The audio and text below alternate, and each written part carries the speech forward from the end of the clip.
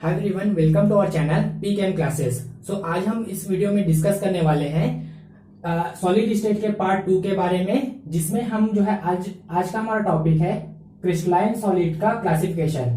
मतलब क्या होता है कि क्लासिफिकेशन ऑफ क्रिस्टलाइन सॉलिड। ठीक है, तो इस वीडियो में हम जो है क्रिस्टलाइन सॉलिड के क्रिस्टलाइन सॉलिड को कितने भागों में क्लासिफाई किया गया है, इसके बारे में इस वीडियो में जो है हम लोग पूरा कंप्लीट डिस्कस करने वाले हैं। ठीक है, तो अगर आपने हमारा प्रीवियस वीडियो सॉलिड स्टेट का जो फर्स्ट पार्ट है, अगर उसको नहीं देखा है, प्लीज उसको एक बार देख लीजिए, क्योंकि उसमें हमने जो है क्रिस्टलाइन सॉलिड के मतलब इंट्रोडक्शन पार्ट्स के बारे में हमने जो है उसको बताया हुआ है। अगर इस वीडियो को आप देखना चाहते हैं तो उसका मैं लिंक जो है डिस्क्रिप्शन बॉक्स में मैंने दे दिया है। ठीक है, तो वहां से आप जो है इस जो हमारा फर्स्ट पार्ट है उसको वहां से कवर कर सकते हैं। तो आज हम स्टार्ट करते हैं classification of crystalline solid.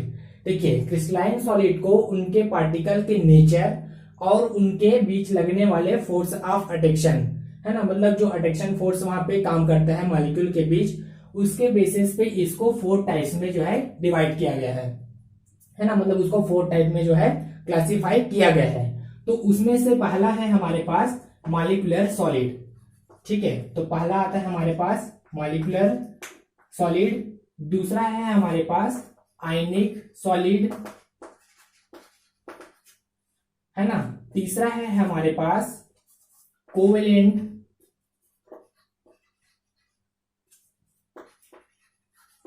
Solid, और चौथा है हमारे पास मेटेलिक सॉलिड।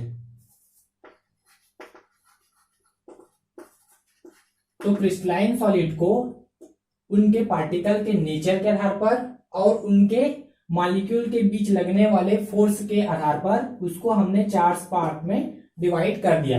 तो पहला है हमारे पास मॉलिक्यूलर सॉलिड है, दूसरा है हमारे पास आयनिक सॉलिड, तीसरा है कोवेलेंट सॉलिड और चौथा है मेटेलिक सॉलिड। तो इन चारों को हम जो है एक एक करके यहाँ पे डिस्कस करने वाले हैं।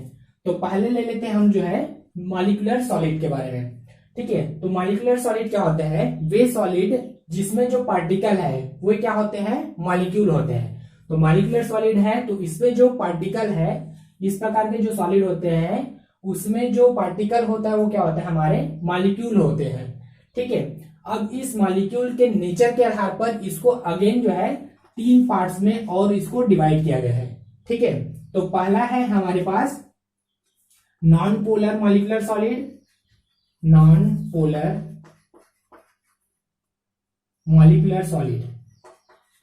ठीक है, और दूसरा है हमारे पास पोलर मॉलिक्यूलर सॉलिड, और तीसरा है हमारे पास हाइड्रोजन बॉन्डेड मॉलिक्यूलर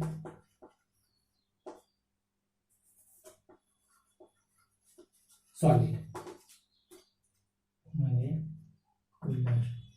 ठीक है, तो जो हमारा मॉलिक्यूलर सॉलिड है उसको उसके पार्टिकल के नेचर के आधार पर अगेन हमने उसको 3 पार्ट्स में उसको डिवाइड कर दिया।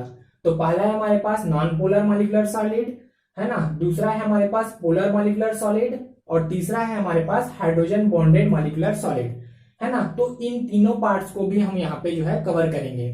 तो इसमें पहला आता है हमारे पास नॉन पोलर मॉलिक्यूलर सॉलिड।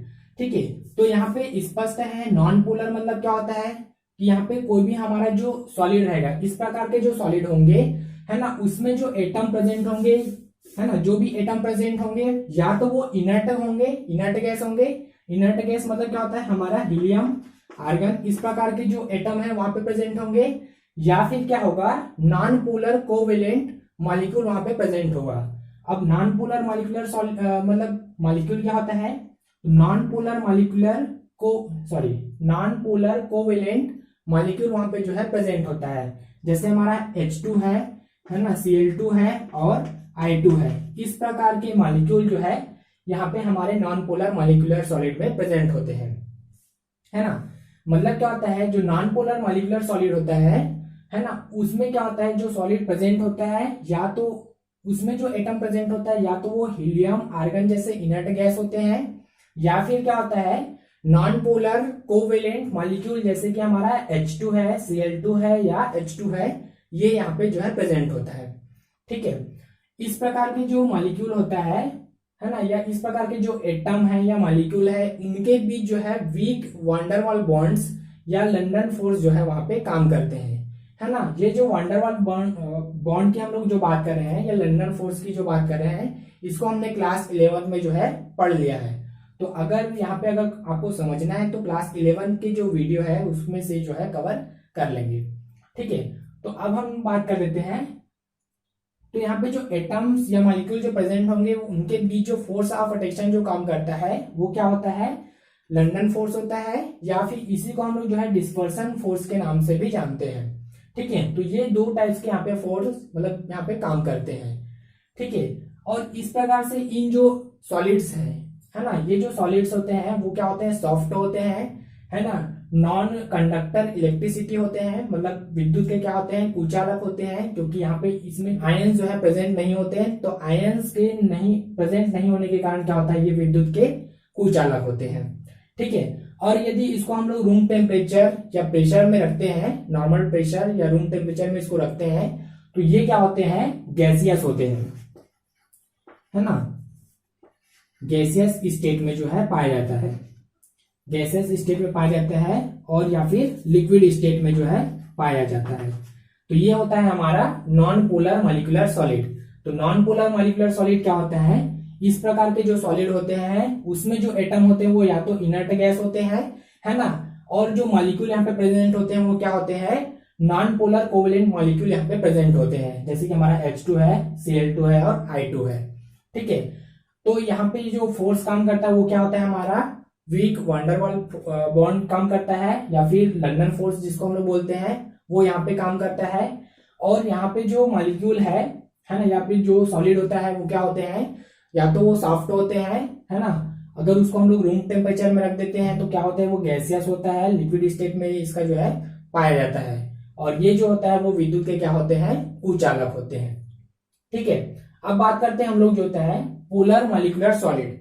तो पोलर मॉलिक्यूलर सॉलिड क्या होता है, नाम से ही स्पष्ट है, पोलर, है ना, मतलब यहाँ पे जो हमारे जो मॉलिक्यूल होंगे या जो हमारे पार्टिकल होंगे सॉलिड्स के, वो क्या होंगे, पोलर मॉलिक्यूल होंगे। जैसे कि हमारा क्या होता है, HCl होता है, H2SO4 होता है, या फिर SO4, है ना, SO2 SO4, जैसे इस प्रकार के जो है मॉलिक्यूल यहाँ पे प्रेजेंट होते हैं। ठीक है, तो इसमें क्या होता है, देखिए यहाँ पे क्या होता है हमारा, जैसे कि हम बात कर लेते हैं HCl की, तो HCl में क्या होता है, ये क्या है, पोलर कंपाउंड है। ठीक है, क्योंकि यहाँ पे यदि इसको हम लोग यहाँ पे रख देते हैं तो यहाँ पे ये H+ और Cl- आयन में क्या होता है, ये ब्रेक हो जाते हैं। ठीक है, जिसके कारण क्या होता है, इसमें डाइपोल डाइपोल इंटरेक्शन यहाँ पे जो है फोर्स काम करता है। ठीक है, डाइपोल डाइपोल इंटरेक्शन फोर्स यहाँ पे जो है काम करता है। ठीक है, जिसके कारण क्या होता है, चूंकि यहाँ पे क्या होता है, ये जो मतलब जो एटम है या आयंस है वो इसकी अपेक्षा, हाइड्रोजन की अपेक्षा क्या होता है, मोर इलेक्ट्रोनेगेटिविटी वाला एटम है। तो मोर इलेक्ट्रोनेगेटिविटी वाला एटम होने के कारण क्या होता है, इन दोनों के बीच जो है फोर्स काम करेगा, अट्रैक्शन फोर्स काम करेगा, है ना। और ये जो फोर्स जो काम करता है वो हमारा क्या होता है, डाइपोल डाइपोल इंटरेक्शन कहलाता है ना। जिसके कारण क्या होता है, ये जो सॉलिड्स होते हैं, पोलर मॉलिक्यूलर जो सॉलिड होते हैं वो क्या होते हैं, सॉफ्ट होते हैं, है ना। और यदि वो सॉलिड स्टेट में है तो वे भी क्या होते हैं, नॉन कंडक्टर ऑफ इलेक्ट्रिसिटी होता है, मतलब विद्युत के कुचालक होते हैं, है ना, सॉलिड स्टेट में। ठीक है, और यदि इसको हम लोग रूम टेम्परेचर में रखते हैं या नॉर्मल प्रेशर में रखते हैं तो ये भी क्या होते हैं, गैसियस या लिक्विड स्टेट में पाए जाते हैं। ठीक है, तो ये हो गया हमारा मॉलिक्यूलर सॉलिड के बारे में। अब हम लोग बात कर लेते हैं हाइड्रोजन बॉन्डेड मॉलिक्यूलर सॉलिड। तो ये जो हाइड्रोजन बॉन्डेड मॉलिक्यूलर सॉलिड है वो क्या होते हैं, इसके बारे में भी थोड़ा सा देख लेते हैं। ठीक है, तो हाइड्रोजन बॉन्ड ये हमने भी क्लास 11 में पढ़ लिया था, है ना, मतलब पढ़े हैं। तो हाइड्रोजन बॉन्ड क्या होता है, सबसे पहले तो वही जान लेते हैं। तो हाइड्रोजन बॉन्ड क्या होता है, वे सॉलिड जिसमें हाइड्रोजन, है ना, और क्या होते हैं मोर इलेक्ट्रोनेगेटिविटी वाला एटम, जैसे कि हमारा क्या होता है फ्लोरीन, ऑक्सीजन और नाइट्रोजन। तो हाइड्रोजन जो है मोर इलेक्ट्रोनेगेटिविटी वाला एटम के साथ होता है कोवेलेंट, है ना, पोलर कोवेलेंट बॉन्ड द्वारा यदि जुड़े होते हैं तो इस प्रकार के जो बॉन्ड बनता है उसी को हम लोग क्या बोलते हैं, हाइड्रोजन बॉन्डेड मॉलिक्यूलर सॉलिड बोलते हैं। ठीक है, मतलब जैसे कि यहाँ पे लेते हैं हम लोग हाइड्रोजन, और हाइड्रोजन यदि जो होता है मोर इलेक्ट्रोनेगेटिव मतलब मोर इलेक्ट्रोनेगेटिविटी वाले एटम के साथ, जैसे कि हमारा ऑक्सीजन है, इसके साथ यदि बॉन्डिंग करता है तो है ना, कोवेलेंट बॉन्ड द्वारा यदि जुड़ा होता है, तो इस प्रकार के जो हमारे मॉलिक्यूल होते हैं उसको हम लोग क्या बोलते हैं, हाइड्रोजन बॉन्डेड मॉलिक्यूलर सॉलिड बोलते हैं। ठीक है, ये क्या होता है, अगर इसको हम लोग रूम टेम्परेचर या प्रेशर में रखते हैं, नॉर्मल प्रेशर या रूम टेम्परेचर में, तो ये क्या होते हैं, गैसियस स्टेट में पाए जाते हैं। ठीक है, और ये जो होता है गैसियस या फिर लिक्विड स्टेट में जो है पाए जाते हैं। ठीक है, अगर इसको हम लोग नॉर्मल टेम्परेचर और प्रेशर में रखते हैं तो ये जो है गैसियस या फिर लिक्विड स्टेट में जो है पाया जाता है। और ये भी जो है, यदि हम लोग जो है सॉलिड H2O की बात करें तो ये भी क्या होते हैं, विद्युत के कुचालक होते हैं, है ना, इलेक्ट्रिसिटी ऑफ नॉन कंडक्टर यहाँ पे पाया जाता है। अब हम बात करते हैं, यहाँ तक हमारा जो है मॉलिक्यूलर सॉलिड कंप्लीट होता है। अब हम लोग यहाँ पे बात करते हैं आयनिक सॉलिड की। ठीक है, तो आयनिक सॉलिड क्या होता है, देखिए इस प्रकार के जो सॉलिड्स होते हैं, जो आयनिक सॉलिड होता है, तो इस प्रकार के जो सॉलिड होते हैं उसमें जो पार्टिकल होता है ना, हम लोग जब भी बात करेंगे तो पार्टिकल, यहाँ पे जो भी सॉलिड है उसमें कुछ ना कुछ पार्टिकल से मिलकर बना है, तो उस पार्टिकल की बात करते हैं। तो ये जो पार्टिकल होता है वो क्या होते हैं, अपोजिट चार्ज वाले आयंस होते हैं। यहाँ पे मॉलिक्यूल प्रेजेंट था तो यहाँ पे हमारा क्या हो जाएगा, आयंस प्रेजेंट होगा, और ये जो आयंस होगा वो क्या होंगे, अपोजिट चार्ज वाले आयंस होते हैं। ठीक है, ये जो है अपोजिट चार्ज वाले जब आयंस आपस में मिलते हैं तो वो एक जो है 3 डायमेंशनल जो है स्ट्रक्चर का निर्माण करते हैं। ठीक है, जैसे कि हम बात कर लेते हैं जिंक क्लोराइड है ना, या फिर NaCl है ना, या फिर क्या होता है और ले सकते हैं CaF2 है। तो इस प्रकार की जो एग्जाम्पल है, मतलब इस प्रकार के जो कंपाउंड है या मॉलिक्यूल है ना, तो ये हमारे क्या कहलाते हैं, आयनिक सॉलिड कहलाते हैं, है ना। तो ये क्या होते हैं, ये आपस में जो है विपरीत मतलब अपोजिट चार्ज वाले आयन से मिलकर, है ना, एक 3 डायमेंशनल स्ट्रक्चर का निर्माण करते हैं। ठीक है, ये जो कंपाउंड है या जो मॉलिक्यूल है आपस में मिलकर जो है एक क्रिस्टल लैटिस का निर्माण करते हैं। ये क्रिस्टल लैटिस हम जो है आगे नेक्स्ट वीडियो में इसको जो है पूरा कंप्लीट कवर करेंगे। तो इस प्रकार क्या होता है, जो हमारा आयनिक सॉलिड होता है वो क्या होते हैं, अपोजिट चार्ज वाले आयंस होते हैं, है ना, अपोजिट चार्ज वाले आयन से मिलकर बना होता है। और इसका जो एग्जांपल होता है वो हमारा क्या होता है, ZnCl होता है, NaCl होता है और CaF2 होता है। ठीक है, अगर हम लोग आयनिक सॉलिड के प्रॉपर्टीज की बात करें तो आयनिक सॉलिड में क्या होता है, हाई मेल्टिंग पॉइंट वाला होता है, मतलब इसका जो मेल्टिंग पॉइंट होता है ना, वो क्या होता है, हाई होता है। ठीक है, हाई मेल्टिंग पॉइंट यहाँ पे पाया जाता है ना। ये भी क्या होते हैं, सॉफ्ट होते हैं, है ना।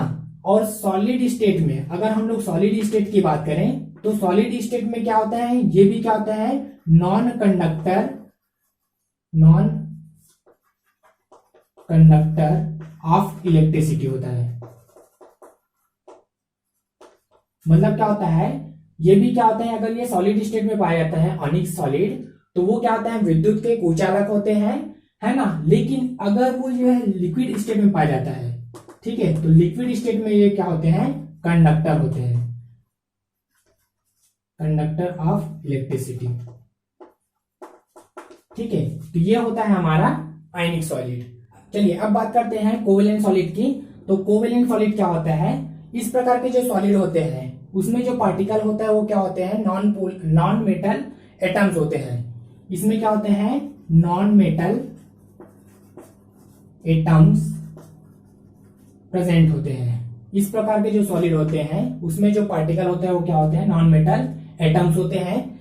ये जो नॉन मेटल एटम्स है वो आपस में क्या होते हैं, कोवेलेंट बॉन्ड द्वारा जुड़े होते हैं, और कोवेलेंट बॉन्ड द्वारा जुड़कर क्या बनाते हैं, एक नेटवर्क के समान जो है इसका स्ट्रक्चर जो है दिखाई देता है ना। यहाँ पे एक स्ट्रक्चर दिख रहा है जो कि हीरे का स्ट्रक्चर है। एक तो है, पहला वाला है वो हीरे का स्ट्रक्चर है, और दूसरा वाला जो स्ट्रक्चर है वो है ग्रेफाइट का। दोनों ही कार्बन के क्या है, क्रिस्टलाइन एलोट्रॉपिक है ना, क्रिस्टली अपर रूप है है ना। बात करते हैं हम लोग हीरे की, तो हीरे में जो प्रत्येक कार्बन है वो sp3 संकरित अवस्था में होता है, और sp3 हाइब्रिड स्टेट में होने के कारण, है ना, ये जो होता है टेट्राहेड्रली आपस में कोवेलेंट बॉन्ड द्वारा टेट्राहेड्रली रूप से जुड़ा होता है, और टेट्राहेड्रली रूप से जुड़ करके जो है एक नेटवर्क के समान यहाँ पे स्ट्रक्चर शो करता है। ठीक है, यहाँ पे जो है पहला वाला जो स्ट्रक्चर है वो हमारा हीरे का है, और दूसरा वाला जो स्ट्रक्चर है वो जो है ग्रेफाइट का है। ठीक है, यहाँ पे जो है जो ग्रेफाइट है, ग्रेफाइट में क्या होता है, जो प्रत्येक कार्बन है वो sp2 संकरित अवस्था में होता है। इससे जो एक एटम होता है वो फ्री होता है, जो क्या करता है, जो कि कंडक्टर मतलब जो है विद्युत के चालन के लिए, है ना, कंडक्टेंस के लिए, विद्युत के चालन के लिए वो क्या होते हैं, रिस्पॉन्सिबल होते हैं। ठीक है, तो इस प्रकार क्या होता है, ये हमारे कोवेलेंट सॉलिड्स होते हैं। ठीक है, अगर इसकी प्रॉपर्टीज की बात करें, कोवेलेंट सॉलिड की प्रॉपर्टीज की बात करें, तो ये क्या होते हैं, सबसे पहली बात तो ये जो होते हैं दृढ़ होते हैं, सॉलिड मतलब रिजिड होते हैं और भंगुर होते हैं। ठीक है, ये क्या होते हैं, विद्युत के क्या होते हैं, कुचालक होते हैं, विद्युत और उष्मा के क्या होते हैं, कुचालक होते हैं, केवल जो है ग्रेफाइट को छोड़कर। ग्रेफाइट होता है विद्युत और उष्मा के क्या होते हैं, चालक होते हैं। ठीक है, तो ये उसकी कुछ प्रॉपर्टीज हैं। और इसकी बात करें तो इसका जो मेल्टिंग पॉइंट होता है वो क्या होता है, हाई होता है, हाई मेल्टिंग पॉइंट यहाँ पे जो है प्रेजेंट होता है। तो ये हो गया हमारा कोवेलेंट सॉलिड। अब बात करते हैं हम लोग मेटेलिक सॉलिड की। तो मेटेलिक सॉलिड क्या होता है, तो मेटेलिक सॉलिड में जो पार्टिकल प्रेजेंट होता है वो क्या होते हैं, हमारे पॉजिटिव मेटल आयंस होते हैं। ठीक है, इसमें क्या होते हैं, पॉजिटिव मेटल आयंस,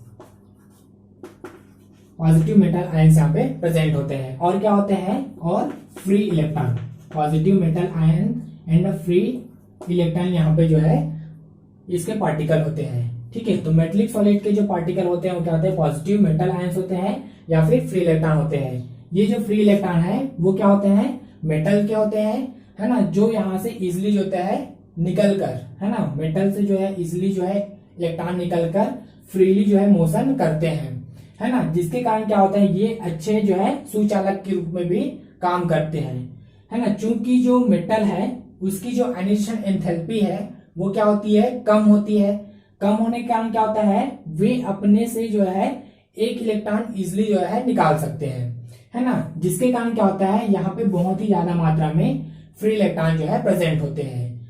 अगर हम लोग जो है इसके बॉन्डिंग की बात करें तो मेटेलिक सॉलिड में जो होता है मेटल बॉन्डिंग प्रेजेंट जो है, मेटेलिक बॉन्ड जो है प्रेजेंट होता है ना। अगर सॉलिड स्टेट में जो है बॉन्डिंग की बात करें तो इसमें मेटेलिक बॉन्ड जो है प्रेजेंट होता है। ठीक है, अगर इसकी प्रॉपर्टीज की बात करें तो इसकी प्रॉपर्टीज में पहला आता है कि ये क्या होता है, सबसे पहली बात तो इलेक्ट्रिक कंडक्टर होता है ना, विद्युत के सुचालक होते हैं। दूसरा क्या होता है कि ये जो होता है आघातवर्धनी होता है ना, तन्यता का यहाँ पे गुण पाया जाता है ना। और दूसरा क्या होता है, सबसे पहली बात तो ये क्या होता है, कंडक्टर होते हैं। यहाँ पे लिख देते हैं हमें कंडक्टर। मेटेलिक सॉलिड की अगर प्रॉपर्टीज की बात करें तो पहला क्या होता है, कंडक्टर होता है ये, है ना। दूसरा क्या होता है, मेल्टिंग पॉइंट और बॉइलिंग पॉइंट, है ना। मेल्टिंग और बॉइलिंग पॉइंट दोनों क्या होते हैं, हाई होते हैं।